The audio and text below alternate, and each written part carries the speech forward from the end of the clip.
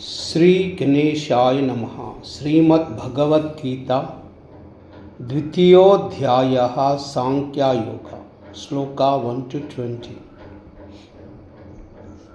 संजय उवाच तं तदा कृपयाविष्टम् अश्रुपूर्णाकुलेक्षणं विषीदन्तम् इदं वाक्यम् उवाच मधुसूदनः। श्रीभगवानुवाच कुतस्त्वाकश्मलमिदं विषमे समुपस्थितम् अनार्यजुष्टमस्वर्ग्यम् अकीर्तिकरमर्जुन। क्लैब्यं मास्मघमः पार्थ नैतत्त्वय्युपपद्यते। क्षुद्रं हृदयदौर्बल्यं त्वत्तोत्तिष्ठ परन्तप। अर्जुन उवाच कथं भीष्ममहं सङ्ख्ये द्रोणं च मधुसूदन इषुभिः प्रतियोत्स्यामि पूजार्ह वरिसूदन। गुरूणा हत्वा हि महानुभावान् श्रेयो भोक्तुं वैक्षमपीह लोके। हत्वार्धकामास्तु गुरूनिहैव भुञ्जीय भोगान् रुधिरप्रदिग्धान्।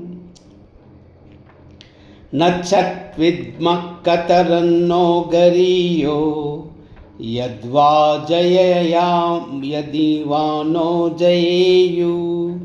यानेव हत्वा न जिजीविषाम तेव स्थिता प्रमुखे धार्तराष्ट्राः। कार्पण्यदोषोपहतः स्वभाव पृच्छामि त्वां धर्मसम्मूढचेताः। यश्चेयस्वान्निश्चितं ब्रूहि तन्मे शिष्यस्ततेऽहं शाधि मां त्वां प्रपन्नम्। न हि प्रपश्चामि ममानुद्यात् यच्छोकमुच्चोषणमिन्द्रियाणाम्। अव्याप्य भूमावसपत्नवृद्धं राज्यं सुराणामपि चाधिपत्यम्। संजय उवाच एवमुक्त्वा ऋषिकेशं गुडाकेशः परन्तप। न योत्स्य इति गोविन्द मुक्त्वा तूष्णीं बभूवः।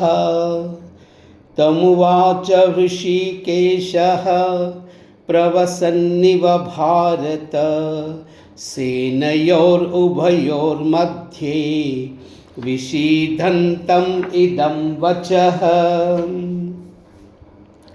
श्रीभगवानुवाच असोच्छ्वानन्वशोच्छत्वं प्रज्ञावादांश्च भाषसे। गतासु न गतासूं च नानुशोचन्ति पण्डिताः। न त्वेवाहं जातु नासं न त्वं नेम जनाधिप।